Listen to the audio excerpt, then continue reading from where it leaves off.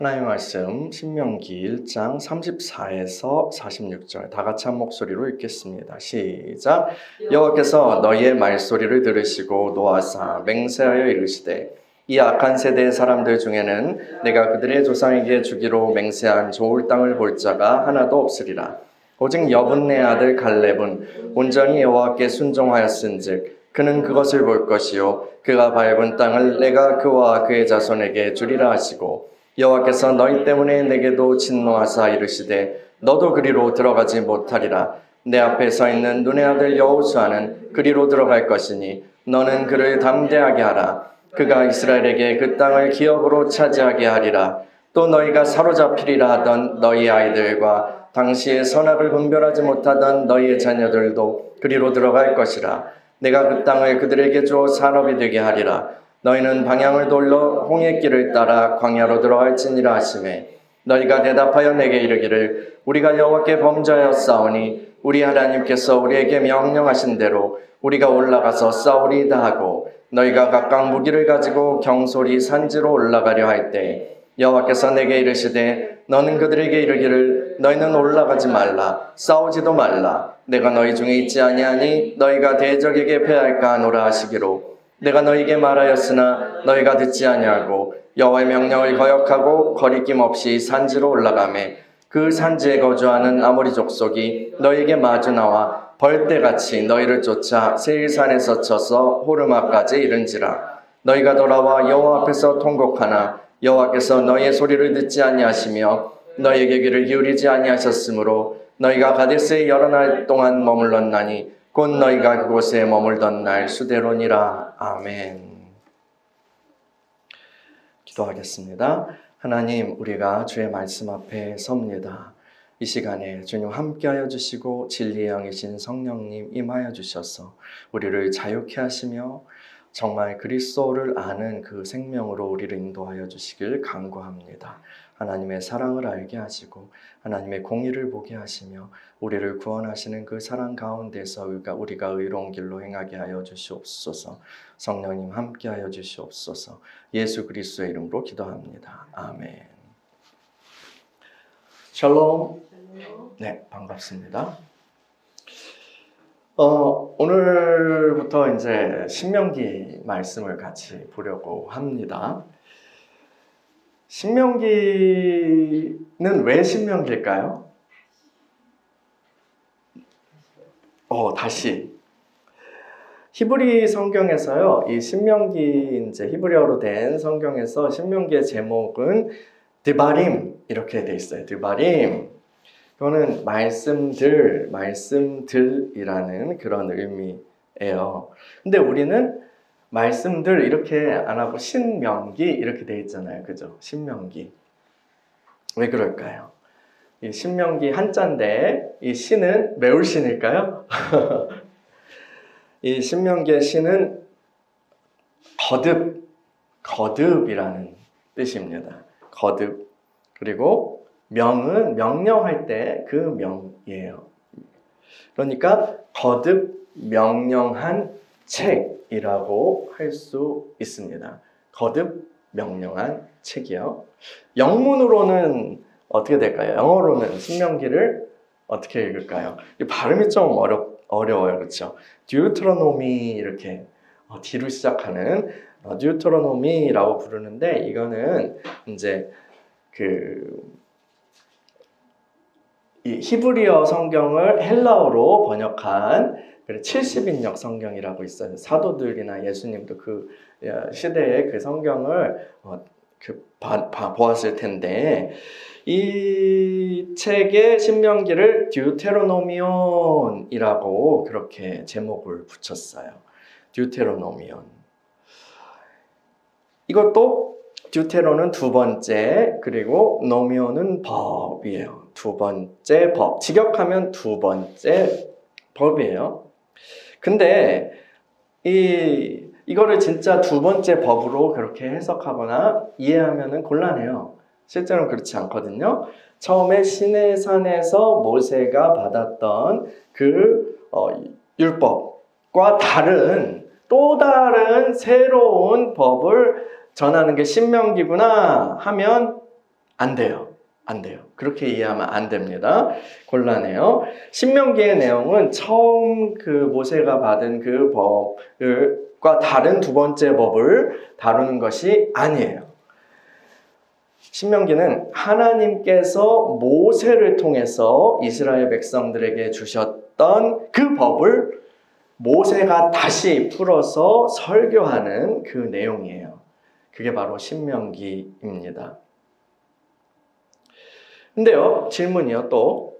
모세가 처음 율법을 받아서 그 백성들에게 선포할 때와 또 이 신명기에서 선포할 때와는 달라진 점이 있어요.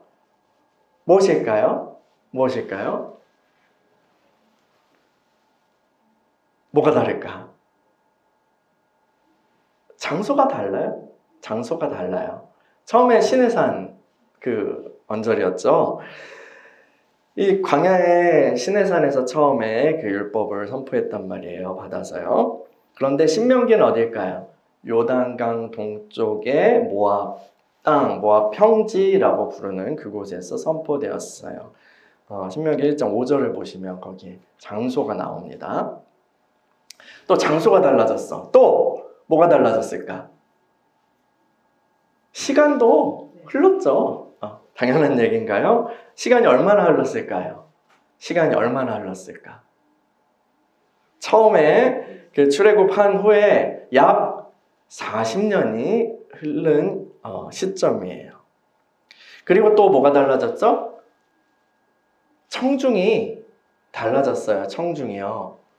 처음에 출애굽했던 광야 1세대 이 1세대들은 몇 명을 제외하고는 이 40년 동안 다 죽었어요. 그리고 이제 모세 앞에 모인 사람들, 모세 앞에 지금 모여있는 사람들은 그들의 자녀, 손자일 수도 있죠. 자녀, 손인 광야 2세대입니다. 이런 게 달라졌어요. 근데요, 다 죽었고 완전히 청중이 달라졌네. 이 40년 동안 무슨 일이 있었을까요? 대체 무슨 일이 있었길래 이런 일이 벌어졌죠? 그래서 모세가요, 신명기에서 1장에서 이제 설교를 첫 번째 설교를 딱 시작하면서 그 과거를 돌아봐요. 호렙산, 하나님의 산 호렙산, 이곳은 시내산과 동일한 곳으로 여겨져요. 이 호렙산에서부터의 역사를 쭉 돌아봐요. 출애굽한 이스라엘 백성은 산에서 이제 율법을 받고 그리고 광야에서 훈련을 받습니다. 그 훈련의 주된 내용이 민수기에 나오죠. 이 과정에서 모세는 이스라엘 백성들을 다스릴 이스라엘을 다스릴 지도자들을 이렇게 뽑아요. 그래서 일종의 정부를 구성합니다. 신명기 1장 9에서 14절에 그 내용이 나오는데 한번 읽어볼까요? 9에서 14절 시작. 그때에 내가 너희에게 말하여 이르기를 나는 홀로 너희의 짐을 질 수 없도다. 너희 하나님 여호와께서 너희를 번성하게 하셨으므로 너희가 오늘날 하늘의 별같이 많거니와 너희 조상의 하나님 여호와께서 너희를 현재보다 1000배나 많게 하시며 너희에게 허락하신 것과 같이 너희에게 복 주시기를 원하노라. 그런즉 나 홀로 어찌 능히 너희의 괴로운 일과 너희의 힘겨운 일과 너희의 다투는 일을 담당할 수 있으랴. 너희의 각 지파에서 지혜와 지식이 있는 인정받는 자들을 택하라. 내가 그들을 세워 너희의 수령을 삼으리라 한즉 너희가 내게 대답하여 이르기를 당신의 말씀대로 하는 것이 좋다 하기에. 아멘. 여러분, 출애굽한 이스라엘 백성들의 수가요 어느 정도 되었을까요? 한번 불러보세요. 어느 정도 되었을까요? 정확한 숫자가 전체 인원이 성경에 나오진 않아요. 한번 어느 정도 되었을 것이다. 불러보세요. 용기 있는 분. 아무도. 이 민수기 1장에서 이게 사람 수를 셌다고 해가지고 민수기예요. 사람 수를 셌다. 민수기 1장에서 20세 이상 전투에 나갈 수 있는 장정들, 그 장정들을 이제 계수합니다. 숫자를 세요. 그때 몇 명이었을까요? 몇 명이었을까? 거기엔 기록이 되어 있는데 60만 3,550명이에요. 60만 명인데, 근데 레위 지파의 남성들은 여기에 포함되지 않았어요. 레위 지파의 남성들은 여기에 포함되지 않았어요. 그런데 또 누가 포함 안 됐죠?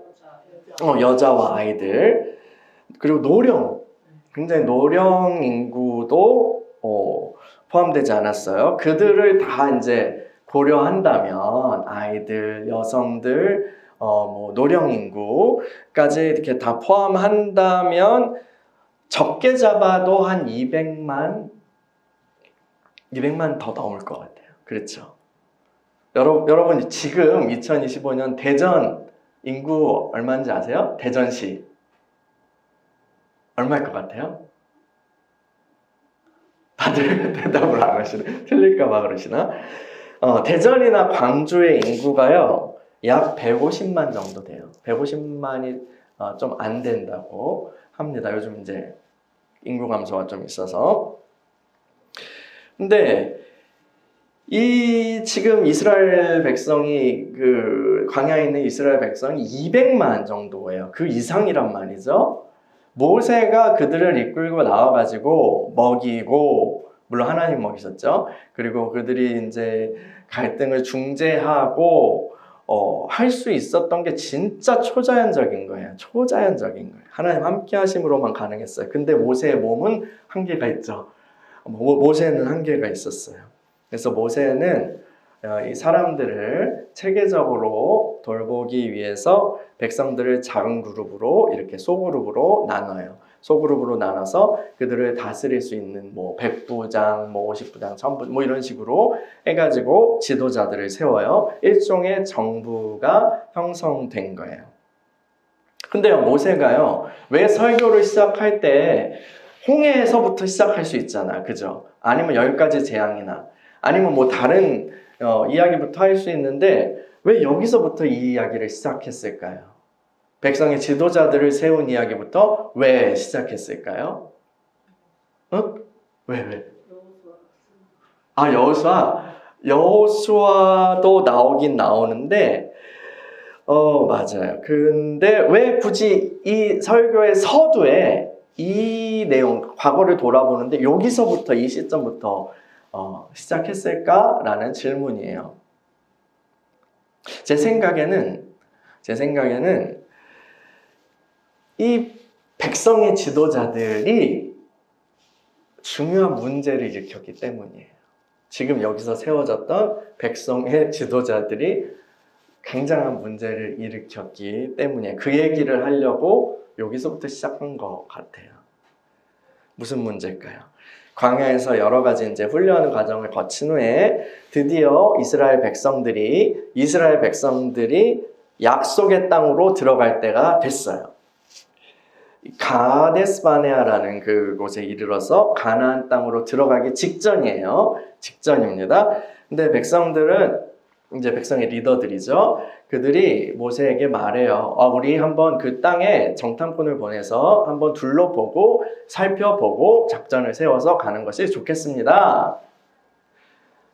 모세는 그 말에 동의하죠. 그래서 각 지파는 이제 12사람을 뽑아요. 그들은 백성의 주령들이라 뭐 이렇게 표현되는데 리더들이에요. 지도자들이에요. 근데 이제 정탐을 다녀왔어. 잘하고 돌아왔어.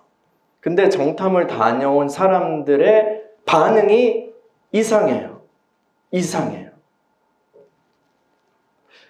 신명기 1장 23절에서 28절 읽어볼게요. 23절에서 28절 시작. 내가 그 말을 좋게 여겨 너희 중 각 지파에서 한 사람씩 12를 택하매 그들이 돌이켜 산지에 올라 에스골 골짜기에 이르러 그곳을 정탐하고 그 땅의 열매를 손에 가지고 우리에게로 돌아와서 우리에게 말하여 이르되 우리의 하나님 여호와께서 우리에게 주시는 땅이 좋더라 하였느니라. 그러나 너희가 올라가기를 원하지 아니하고 너희 하나님 여호와의 명령을 거역하여 장막 중에서 원망하여 이르기를 여호와께서 우리를 미워하심으로 아모리 족속의 손에 넘겨 멸하시려고 우리를 애굽 땅에서 인도하여 내셨도다. 우리가 어디로 가라? 우리 형제들이 우리를 낙심하게 하여 말하기를 그 백성은 우리보다 장대하며 그 성읍들은 크고 성곽은 하늘에 닿았으며 우리가 또 거기서 아낙 자손을 보았노라 하는도다 하기로. 아멘. 이 반응 이상해요. 막 거기 안 돼요. 우리 가면 죽어요. 거기 땅 좋은 거 맞아요. 그런데 우리 가면 다 죽어요. 끝났어요. 근데 모세가요 어떻게든 이제 그 사람들을 돌이키려고 해요. 하나님이 함께 하시면 능히 할 수 있다. 우리 하나님께서 함께 하셔서 지금까지 온 거잖아. 너희들 그거 한복판에 있었잖아. 그거 봤잖아. 그렇게 격려하면서 그들의 부정적인 태도를 바꿔보려고 했어요. 그런데 그들은 이미 믿음의 관점이 아니라 육신의 눈으로 자기가 본 것과 또 자신의 생각으로 판단한 그것으로 결론을 딱 내려버린 후였어요. 늦었죠. 그래서 그 말로 이 사람들이 그렇게 육신의 관점과 자신의 생각으로 판단한 그 관점으로 사람들에게 보고를 해요. 브리핑을 해요. 막 얘기를 해요. 그러니까 백성에게 부정적인 이야기가 뭐라 하니까 사람들이 막 이제 이게 어떻게 된 일이야, 우리 다 망했어 하고 부정적인 여론이 일어나죠. 굉장히 절망과 원망과 그런 여론이 들끓게 됩니다. 12명의 정탐꾼 중에 단 2명, 여호수아와 갈렙만 하나님이 함께 하시니까 문제 없어요 라고 그렇게 소수 의견을 제시했지만 사실은 그것이 믿음의 말이죠. 그런데 나머지 10명의 불신의 말이 너무나 커서 그것으로 형성된 부정적인 분위기는 돌이킬 수 없었어요. 하나님께서는 이스라엘 백성들에게 진노하셨고요. 결국 그들은 가나안 땅에 들어가지 못할 것이다 라고 확언하십니다.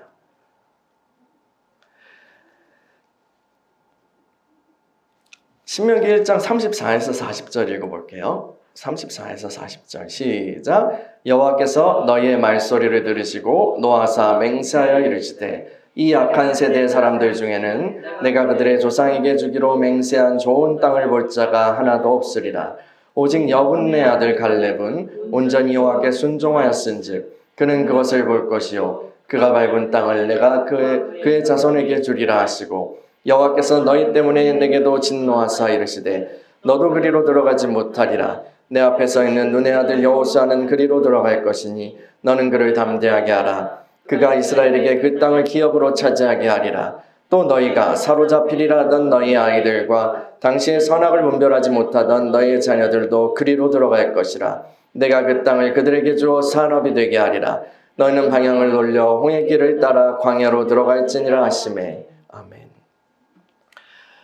그제서야 이스라엘은 망했다는 것을 깨닫고 후회합니다. 그래서 지금이라도 우리가 싸우러 갈게요 해서 막 주섬주섬 막 이렇게 무기 들고 싸우러 나가겠다고 하고 진격해요. 어떻게 됐을까요? 처참하게 패배하고 맙니다. 하나님께서 함께하지 않으셨기 때문이에요. 하나님 함께하시지 않으면 이스라엘은 아무것도 아니에요. 그들은 망연자실을 해서 거기 가데스에 잠시 머물다가 결국 하는 수 없거든요. 하나님 명령대로 다시 광야길로 돌아가요. 그리고 거기에서 빙글빙글 약 38년을 허비하죠. 이스라엘은 가데스 바네아의 그 시험에서 탈락했어요. 그들은 그 탈락에 대한 대가가 무엇인지 알고 다시 뭔가 자기 힘으로 수습하려고 했지만 늦었죠. 여러분, 이거 하나님의 타이밍이 있어요. 하나님께서 딱 주시는 그 타이밍에 우리가 제대로 반응을 못하면 그 이후에 또 하면 되지? 안 돼요. 돌아가야 돼요. 뱅글뱅글 돌다가 다시 하나님이 은혜 주시면 다시 이제 그 앞에 설 수 있지만 이 바로 내가 놓쳤어. 그러면 다음 날 하면 되지. 뭐 다음 주에 하면 되지. 이게 안 된다고요. 그 하나님의 보시는 정확한 타이밍이 있어요. 이 광야 1세대는요, 이게 하나님의 시험장인지도 몰랐을 거예요. 광야 1세대는 결국 실패했고 광야를 헤매다가 다 죽었어요. 그리고 이제 광야 2세대가 여기 서 있어요.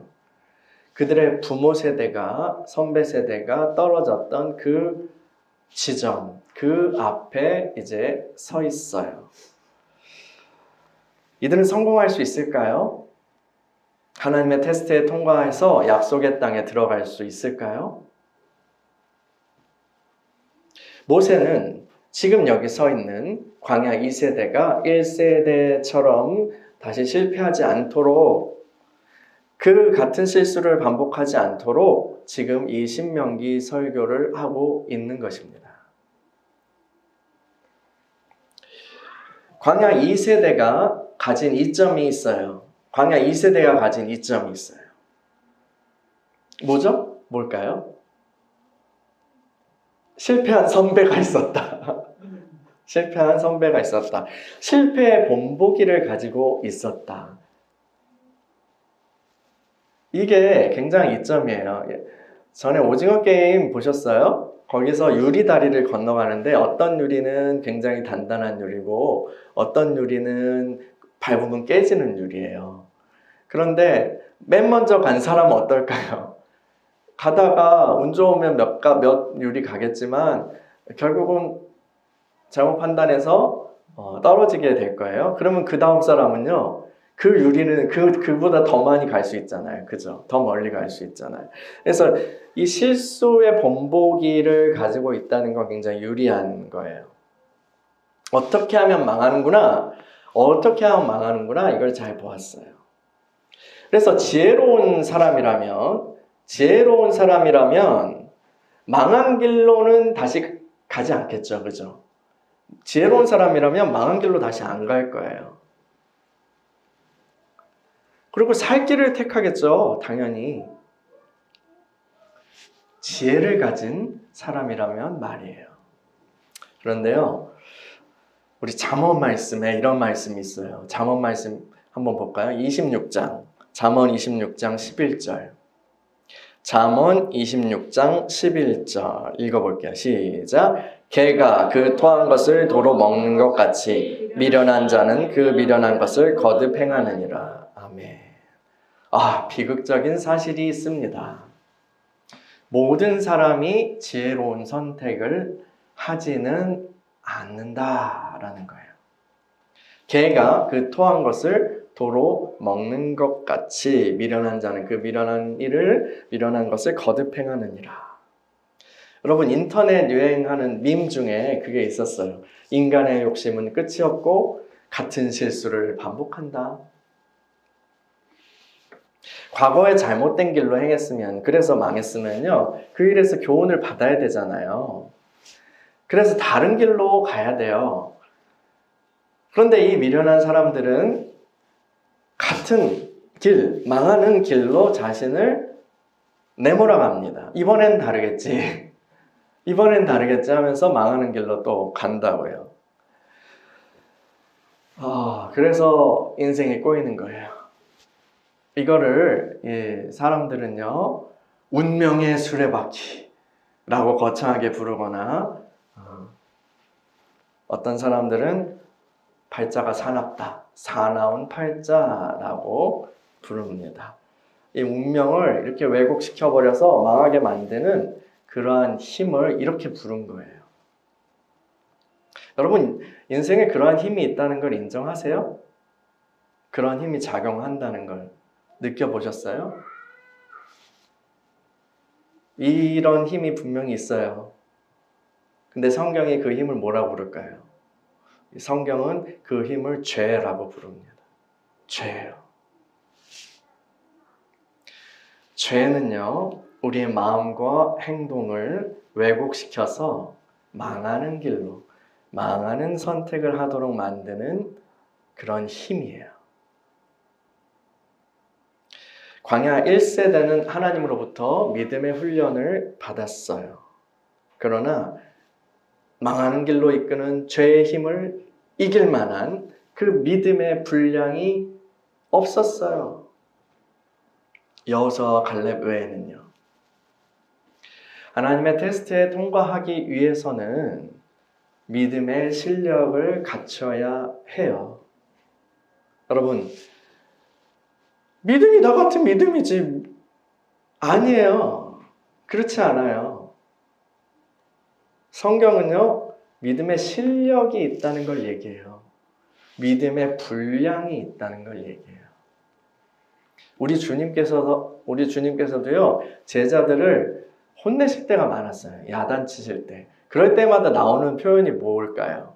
어떨 때 야단치셨을까요? 이놈들아! 하시면서 할 때 꼭 하시는 말씀이 이 믿음이 작은 자들아. 이 믿음이 작은 자들아. 이렇게 하셨어요. 우리 교회 겨자씨 하나님 교회와 관련된 그런 어떤 말씀에서도 겨자씨 하나만한 믿음이 있어도 산을 옮기고 있잖아요. 근데 거기에서도 이 제자들은 이 믿음이 작은 자들아라는 그 표현으로 야단을 맞습니다. 그럼 어떻게 믿음을 키울 수 있을까요? 어떻게 해요? 로마서 10장을 한번 볼까요? 로마서 10장 17절이요. 다 같이 한 목소리로 읽겠습니다. 시작. 그러므로 믿음은 들음에서 나며 들음은 그리스도의 말씀으로 말미암았느니라. 아멘.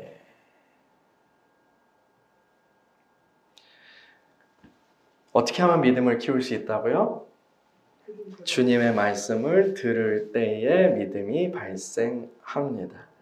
성경은 또 이 말씀을 듣는 것뿐 아니라 보고, 듣고, 묵상하고 마음에 새겨 넣으라고 강조해요. 거듭해서 하나님의 말씀을 내 안으로 받아들이는 거예요. 받아들이는 거예요. 그럴 때 믿음이 자라는 거죠. 믿음의 분량이 커지는 거죠. 믿음은요, 그 자체로 서지 않아요. 어떤 다른 대상, 어떤 다른 것을 믿는 마음이잖아요. 믿는 거잖아요. 그 자체가 중요한 게 아니라 어떤 것을 믿느냐가 중요한 거죠. 어떤 것을 받아들이느냐가 중요해요. 근데 우리가 키워야 되는 믿음은 뭐예요? 우리가 키워야 되는 믿음은 주님의 말씀에 대한 믿음이잖아요. 그래서 그 말씀을 받아야 되는 거예요. 그래서 모세는 거듭해서 말씀을 설교하는 거예요. 광야 2세대의 믿음을 세우기 위해서요.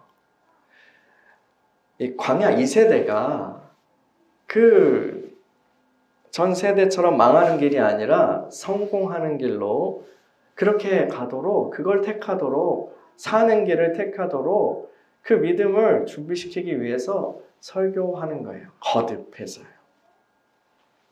우리가 주일에 이렇게 모여서 이렇게 말씀을 듣는 것도요, 이 때문이에요. 믿음을 세우기 위한 거예요. 믿음을 세우기 위한 거예요. 여러분의 믿음은 세워지고 있습니까? 그 믿음에서부터 지혜로운 선택이 나오는 거예요.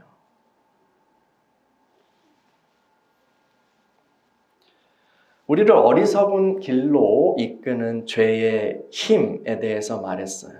이 죄의 힘은 아주 다방면으로부터 작용해요.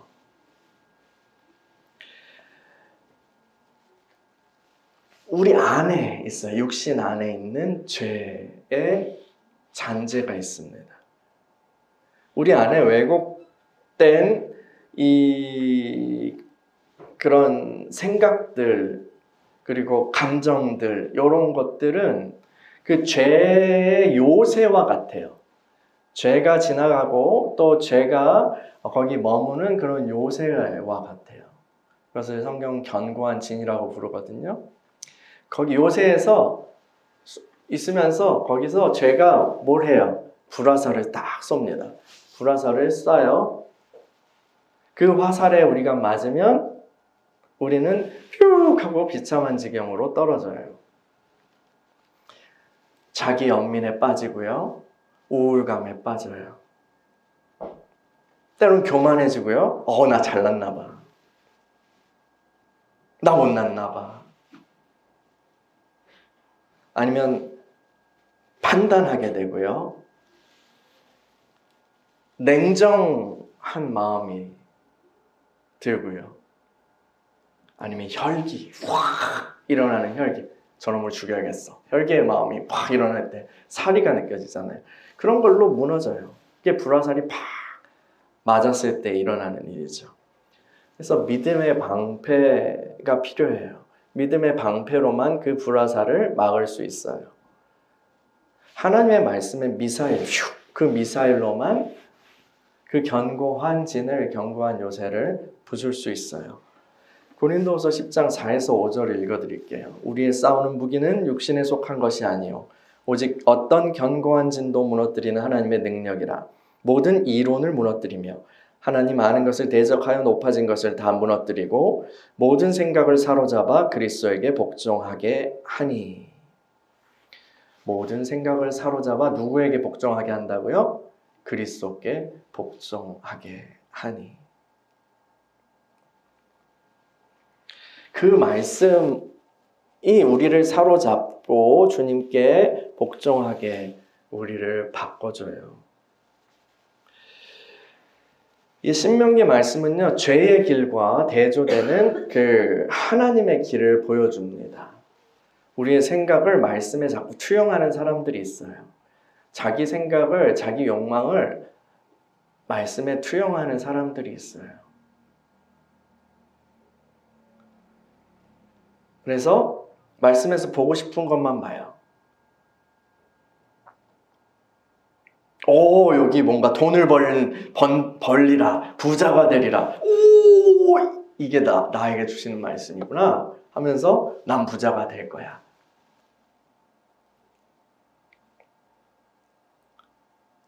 근데 뭐 이런 거는 애교예요. 그게 굉장히 심해지면 어떻게 될까요? 미혹이 틈타서 성경 보는 눈이 망가지게 돼요. 그게 여기서 사실은 그것이 그리스도를 향한 것이고 하나님의 사랑에 대한 것인데 거기에서 뭔가 두려움과 교만과 이런 것을 느끼고 악한 영을 보고 그러면서 이거 하나님이 나를 특별히 다른 사람과 달리 선택했구나. 완전히 나는 정말 하나님 예수님의 둘째 동생이구나. 옛날에 태평천국 운동이라고 중국에 있었어요. 그 사람이 복음을 듣고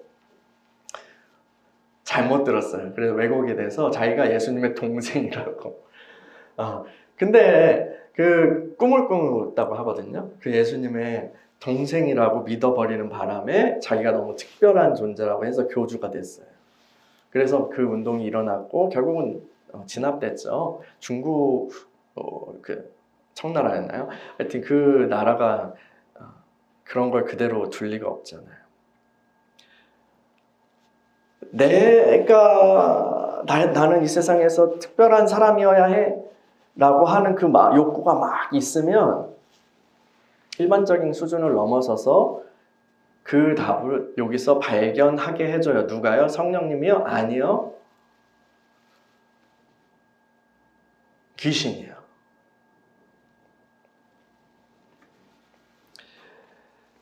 내 욕망과 내 어떤 것을 계속해서 가지고 이 욕망을 가지고 내가 이미 정한 답을 가지고 성경을 보는 사람들이 있어요.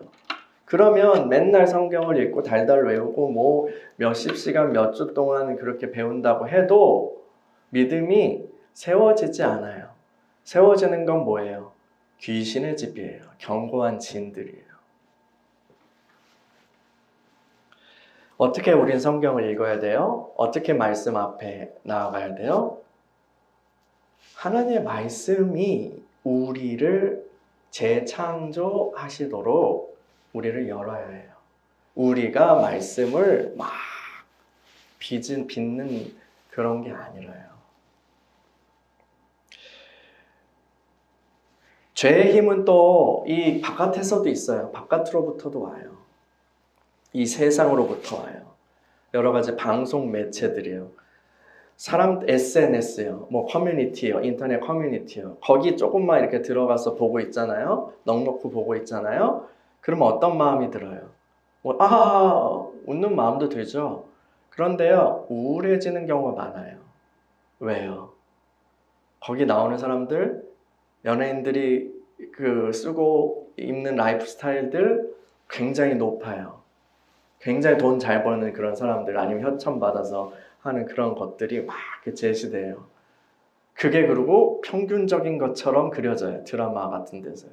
모든 사람이 그렇게 살아야 하는 것처럼, 아니면 정상이 아닌 것처럼 커뮤니티 하나 이렇게 그런 데서 SNS나 그런 거 사람들이 자랑하고 얘기해요. 그런 말들이 이렇게 들려오고 그런 것들이 들어오면 어떻게 해요?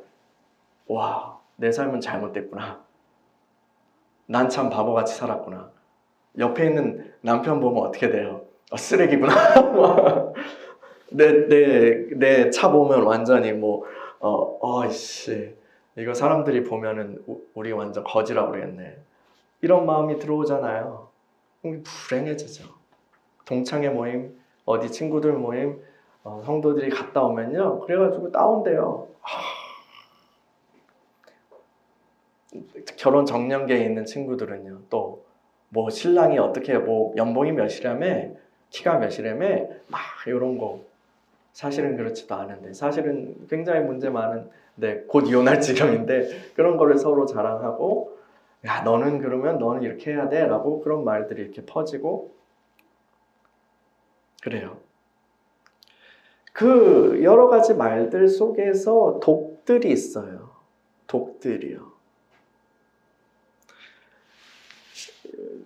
우리 한국 사회가 고도로 발달한 자본주의 사회이잖아요. 여기서 사람들의 관심사는 돈이에요. 돈이요. 돈이 모든 것의 기준이 됩니다. 돈이 모든 것의 기준이 돼요. 사람의 가치도요. 그가 가진 걸로, 그가 소유한 걸로 매겨져요.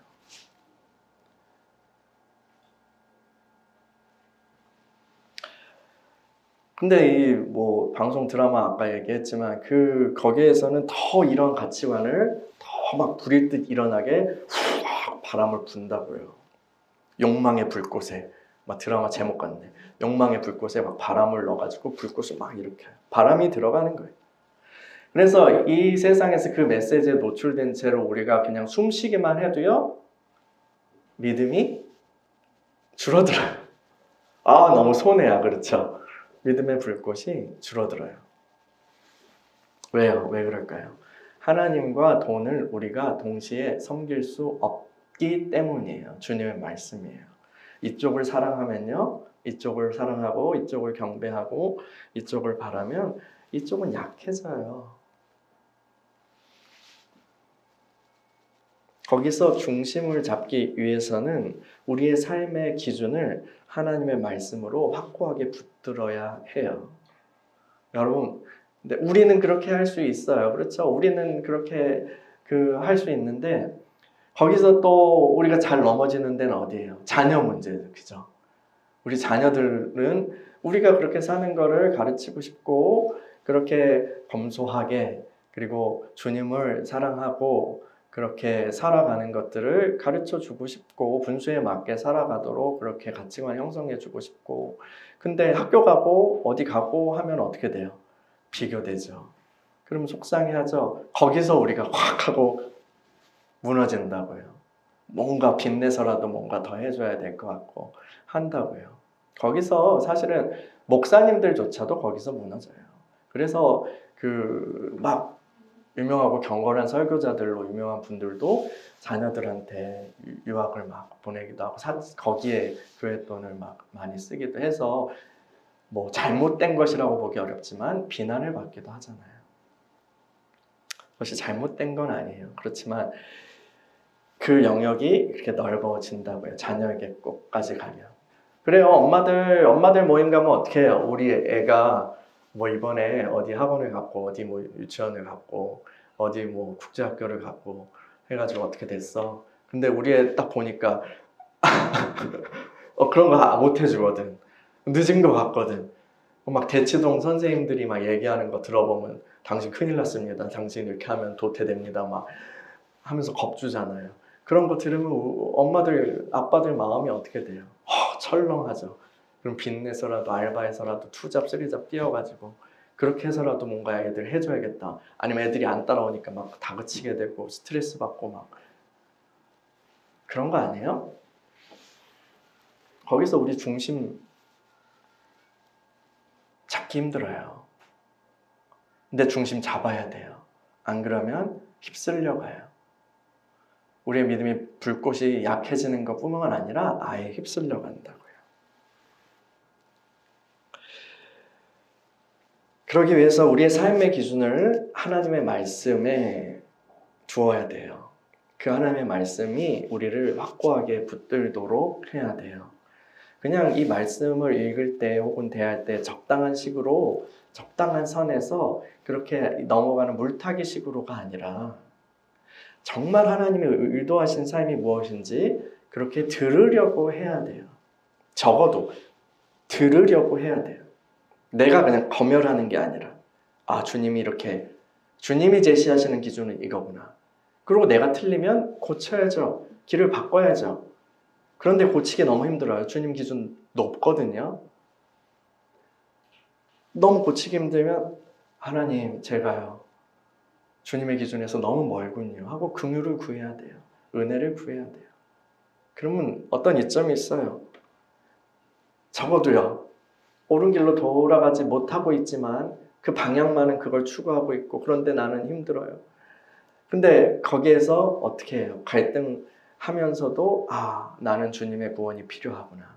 은혜가 필요하구나. 라고 하면서 세리와 같은 기도를 드릴 수 있거든요.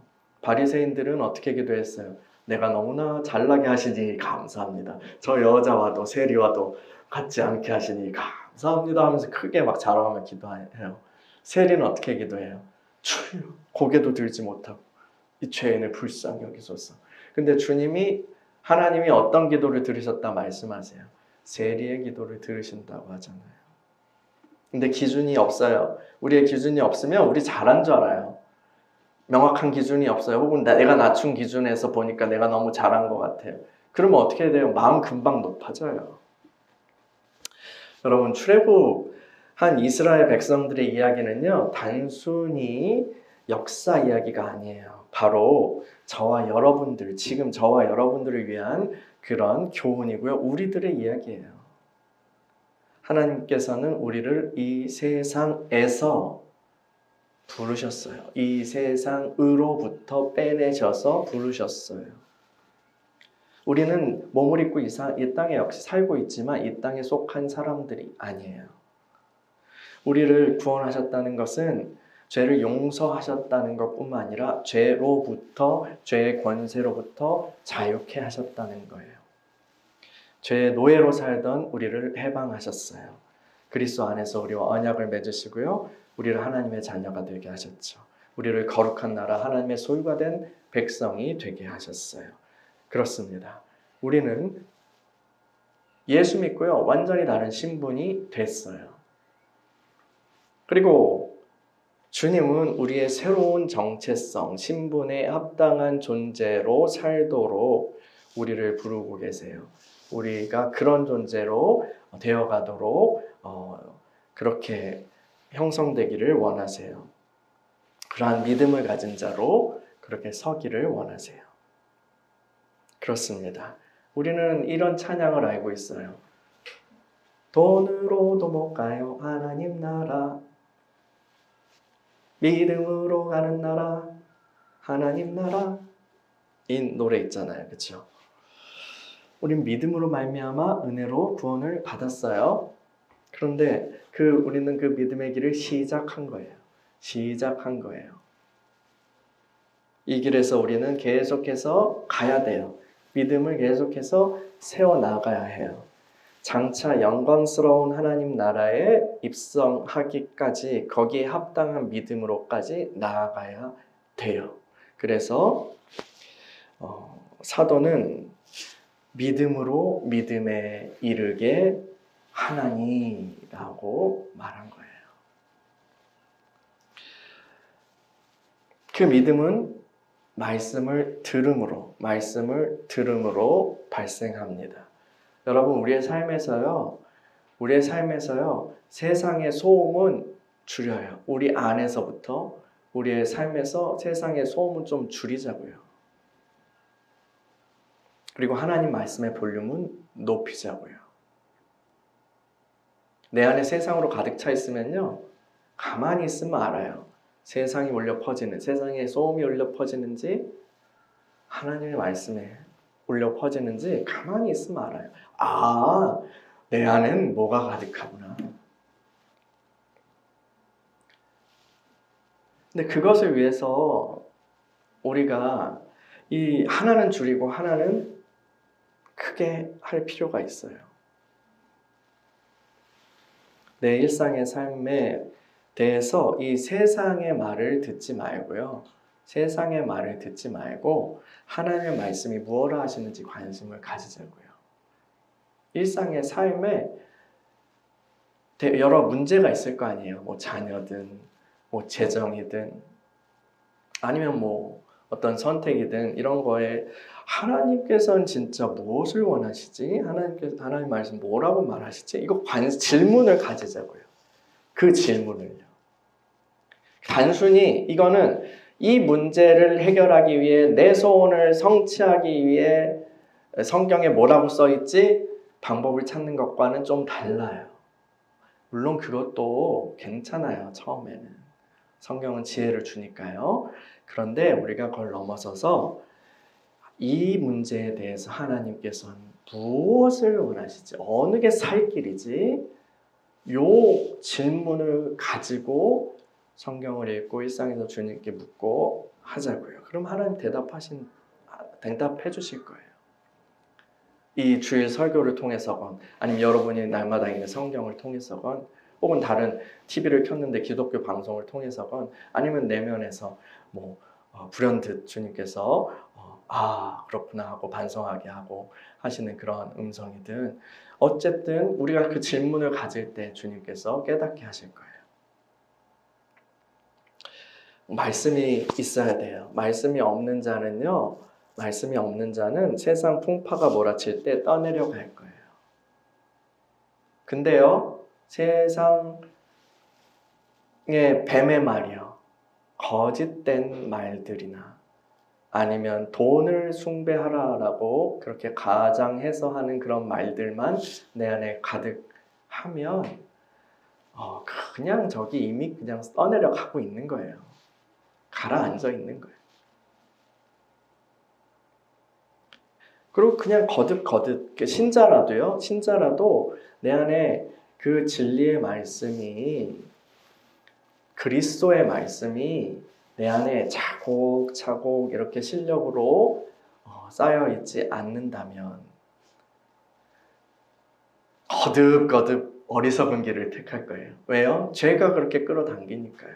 죄를 이길 수 없으니까요. 우린 그렇게 되어서는 안 될 것입니다. 여러분, 지혜로운 사람이 되십시다. 지혜로운 사람이요. 그러기 위해서 거듭해서 하나님 말씀에 귀를 기울입시다. 주께서 우리에게 말씀을 사모하는 열정과 은혜를 주시기를 간구합니다. 우리 함께 기도하겠습니다.